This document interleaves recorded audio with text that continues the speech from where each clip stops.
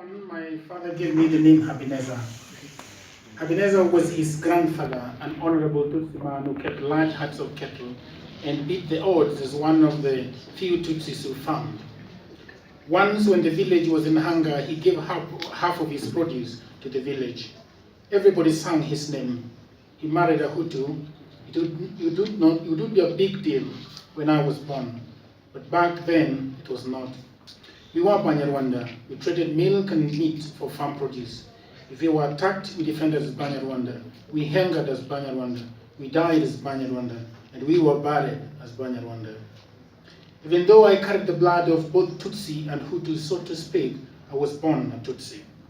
As a young boy, I was tall and lean, just like my grandfather. The gods have taken our Ebenezer, the chief said, when my grandfather died. Then he looked at me briefly, then said, but the gods have left us a young Ebenezer. My Hutu grandmother loved me. She always called me into her heart and gave me cassava and milk. Eat Ebenezer, she always said. When you grow up, have a big heart and big shoulders like your grandfather. I once looked at the reflection of my face at the river. It was a narrow face and a pointed nose. When I was of age, they gave me a small card with my name and tribe on it, Tutsi. I wasn't a Banyarwanda anymore. My grandmother was now perceived a non-entity in this new matrix. I was too tall to be a Banyarwanda and too narrow-faced to be the grandson of a Hutu. They were happy to have disabused me, but they confused me and I felt that I had been used. Who are you, my grandson? It's inside of you, she told me. No mortal can skin you out of your identity. We spent the day by the river herding cattle and playing. Then in the evening we watched as our seniors drank their wine and the Intore and Mugashiro dancers twisted and turned. I remember the grace with which my mother danced. She had a tall and wiry frame. When she danced, the men cheered. I remember the beads of sweat on their foreheads and the throbbing of drums, the cheers and the laughter. Tutsi and Hutu, we danced together. Later, as we continued to lose our oneness, it was the belly of the drum, the wine, the language that tied us together. Back in my father's heart, I had whispers of what the Hutus were planning.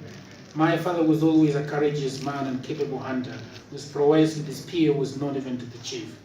That night, I saw fear in his eyes. He said the white sorcerers had divided us.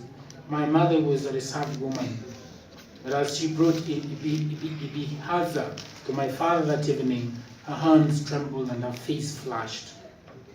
If I had a way, I would poison the white sorcerers, she said. Father told me not to visit our neighbors. From then onward, the children from those homes never visited us. We met at the river, but we never talked. Fear gripped me. I feared walking the lonely path to the river. I sometimes broke into run and at the fall of a foot.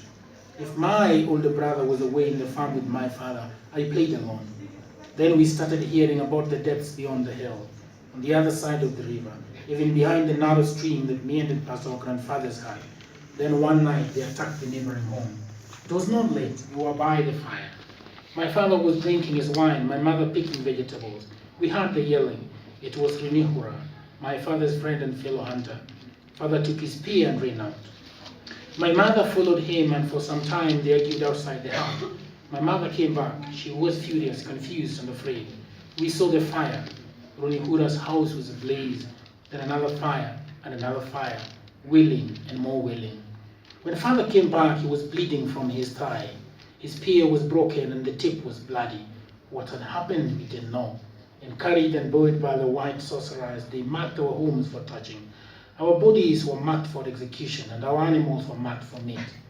The days and months that followed were horrific. Banyarwanda, now named Tutsi, all tall trees, or Inyanzi, died in the fire by the spear, machete, and droning. The historians would call the Hutu Revolution. Thank you.